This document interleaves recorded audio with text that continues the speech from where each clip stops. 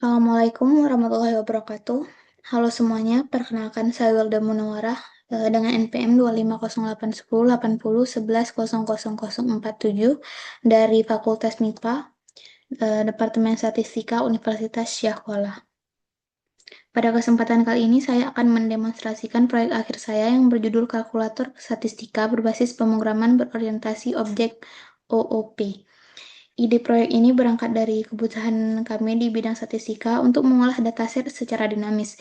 Di sini, saya membangun sebuah sistem aplikasi kalkulator berbasis CLI atau Command Line Interface menggunakan bahasa Python. Seluruh perhitungan statistika di dalam program ini, mulai dari ukuran pemusatan, penyebaran, korelasi, hingga regresi linear sederhana dibangun secara manual menggunakan logika algoritma dasar tanpa bergantung pada library eksternal. Hal ini dilakukan untuk memastikan bahwa esensi logika pemrograman dasar benar-benar diterapkan dengan baik.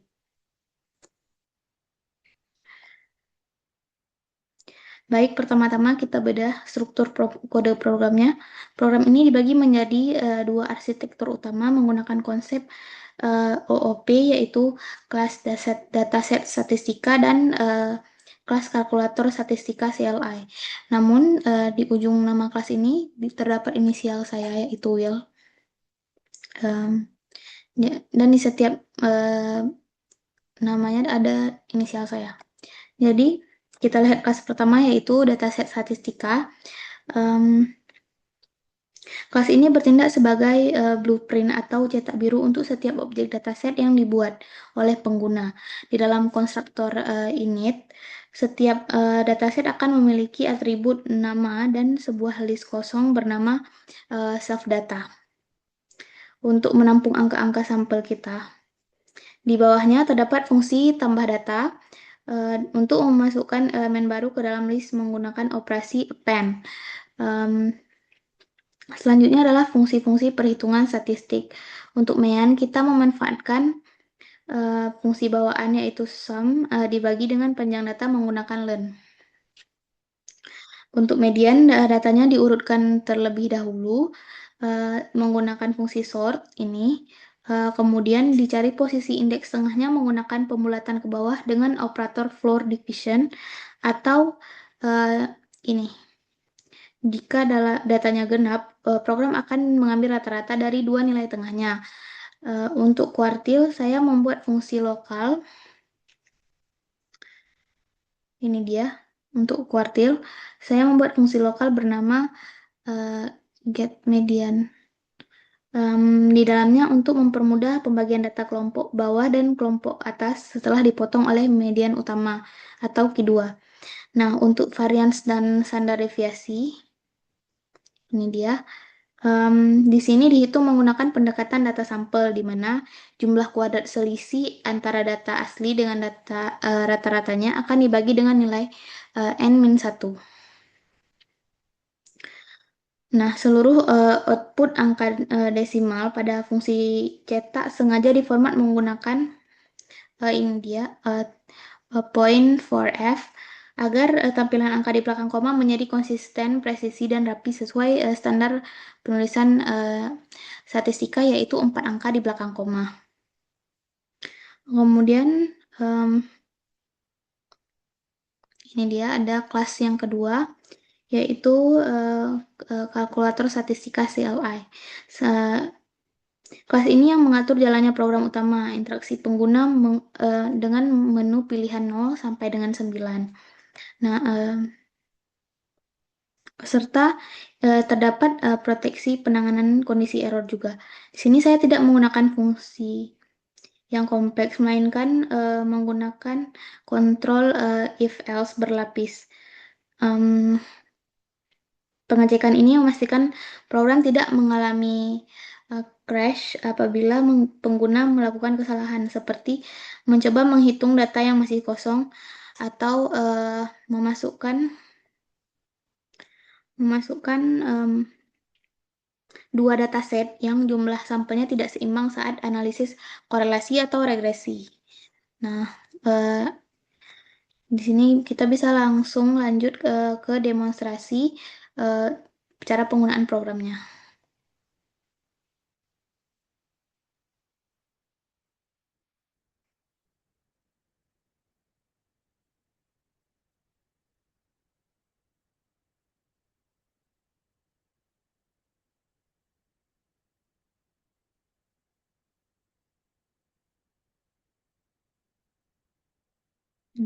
Nanti setelah di run, eh, untuk melihat gimana program ini bekerja. Nah, ini akan muncul 10 pilihan menu. Kita akan melakukan simulasi menggunakan contoh kasus yang sangat dekat dengan kita, yaitu menganalisis hubungan antara lama tidur mahasiswa dalam jam dan ini sebagai variabel bebas X dan pencapaian IPK mahasiswa sebagai variabel terikat Y. Nah, langkah pertama yang kita lakukan adalah kita memilih menu satu untuk membuat dataset baru. Kita masukkan nama datasetnya, yaitu data jam tidur.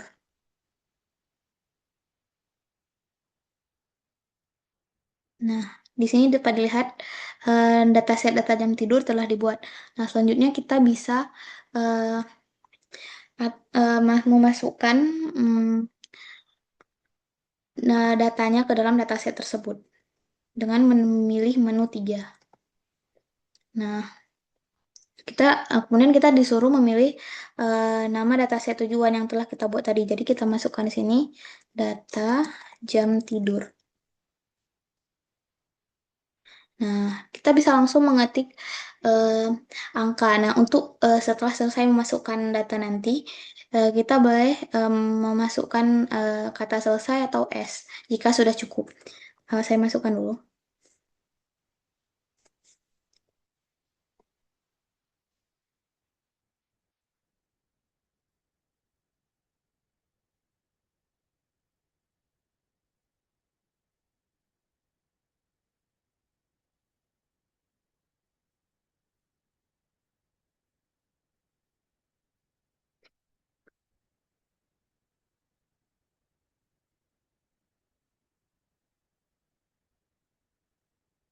Nah, setelah selesai, kita bisa mengetik ini dia, yaitu saya memilih S. Nah, ini dia dataset kita. Data berhasil diperbarui pada dataset data jam tidur. Nah, untuk nanti kan kita bisa melakukan analisis korelasi dan regresi linear sederhana. Jadi kita bisa membuat langsung dua dataset. Saya akan membuat satu lagi dataset baru. Nah, kita masukkan namanya data IPK. Nah, ini datasetnya sudah berhasil dibuat. Kemudian kita memilih mm, tambah data yaitu opsi 3. Nah, kemudian kita masukkan dataset tujuan, kita masukkan angkanya. Hmm,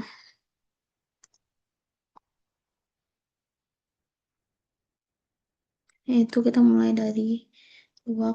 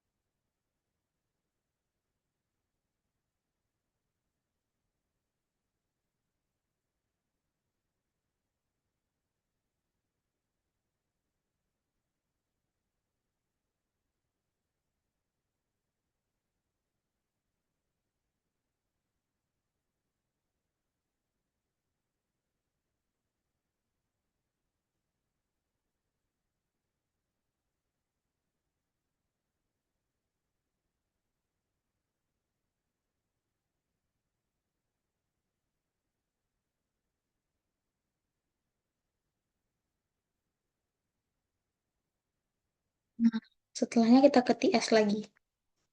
Nah, kemudian untuk menguji perhitungan deskriptif tunggal, kita eh, lakukan pembagian ukuran yang sudah dipisahkan tadi. Kita pilih menu 5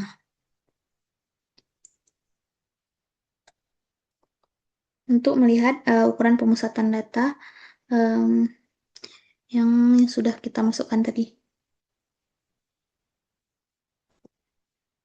Nah, kita pilih dulu nama datasetnya. Kita pilih data jam tidur.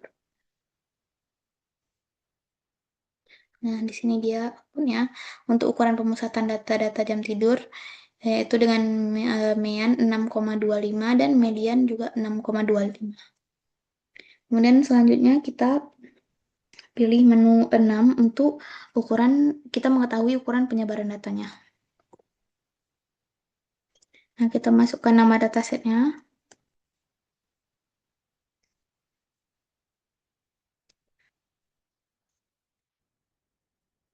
Nah, di sini dia outputnya.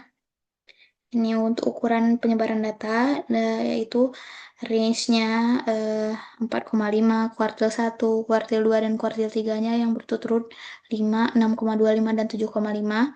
Habis itu ada interquartile range-nya 2,5, variance-nya 2,2917, dan standar deviasi 1,5138. Untuk selanjutnya kita jika ingin melihat gabungan statistik deskriptif secara menyeluruh sekaligus nilai minimum dan maksimumnya, kita tinggal memilih menu 7. Lalu masukkan dataset yang kita inginkan. Hmm,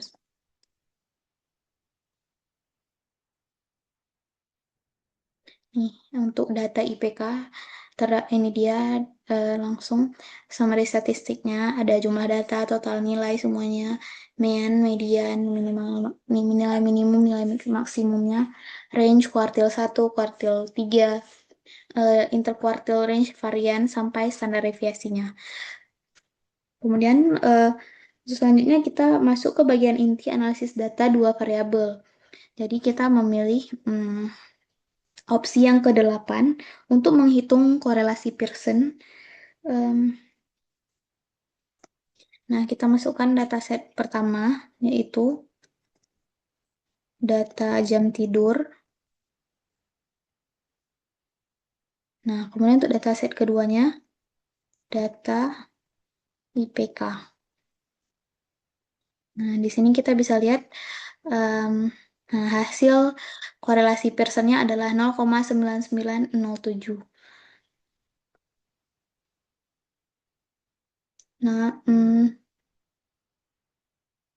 Nah, hasil koefisien korelasi R yang didapat itu bernilai sangat kuat ya, yaitu mendekati 1. Terakhir kita uji pembentukan model prediktif melalui menu 9. Nah, untuk analisis regresi linear sederhana dan R2. Kita masukkan lagi datanya.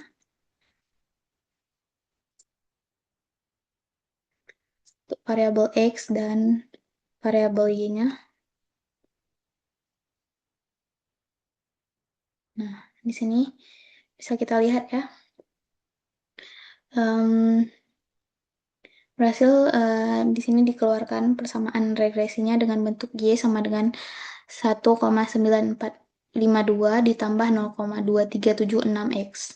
Nah, dengan interceptnya sebesar 1,9452 dan slope-nya 0,2376. Untuk koefisien determinasinya atau R kuadratnya adalah 0, R square 0,9816 atau 98,16%. Nah, artinya ini eh, kita bisa melakukan prediksi model menggunakan program ini. Nah, sebelum kita mengakhiri simulasi, untuk membuktikan ketangguhan penanganan error program ini, saya akan memilih menu 5 lalu sengaja mengetik data fiktif. Nah, kita ketik di sini data, misalkan data jam belajar. Nah, di sini terdapat pesan gagal, dataset data jam belajar tidak ditemukan. Artinya program eh, tidak error. Nah, kesimpulannya, proyek kalkulator statistika milik Luni ini telah berhasil